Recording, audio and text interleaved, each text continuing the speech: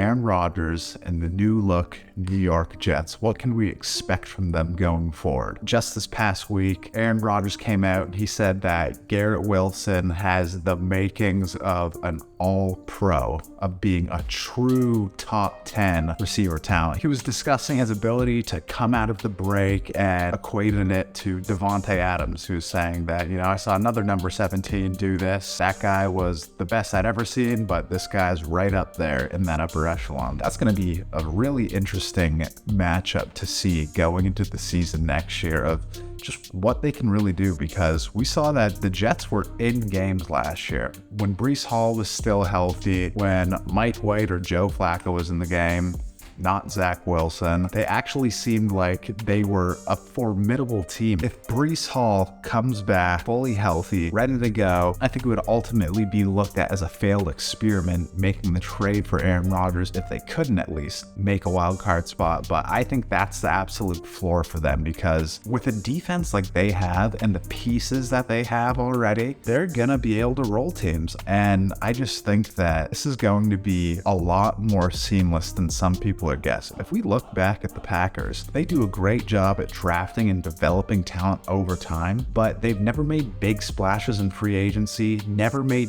big selections in the first round of the draft. There were always rumors that Aaron Rodgers wanted them to go after Odell, other big free agent receivers, but none of those moves ever panned out because Green Bay doesn't make those big splash types of moves. Ultimately, I think it's been to their detriment because you had a very displeased Aaron Rodgers for all those years. I think he's generally a displeased kind of guy who's always going to have something to nitpick, but still, when you look back, what big moves did they make in the first round? What big free agency moves did they make offensively to give him weapons to succeed, to not have to pull up very young guys from the ground up in their rookie season? Because Aaron Rodgers isn't that type of guy. He doesn't want to go to OTAs. He doesn't want to go to mini camps. He doesn't want to have to teach players on the fly. So those moves never really work out. He's always worked better with experienced players. Getting Garret Wilson in his sophomore year is going to be huge, and I would put them up there for being one of the top matchups going into next year, with Rodgers' overall talent and then Wilson's raw ability now, but also getting honed through any sort of offseason work that they might do together. Because if there's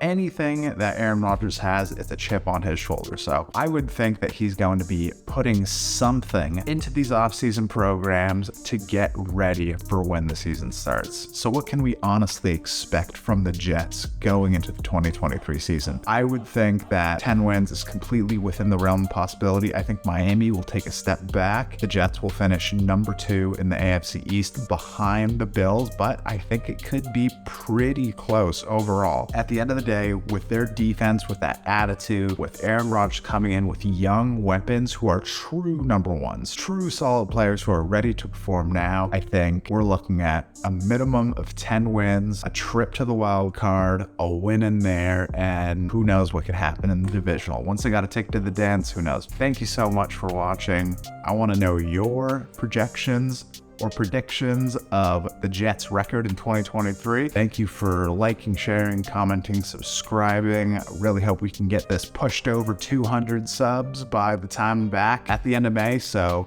thank you so much for watching. More great stuff coming soon. I promise the video production is going to be up once I'm back. Ciao.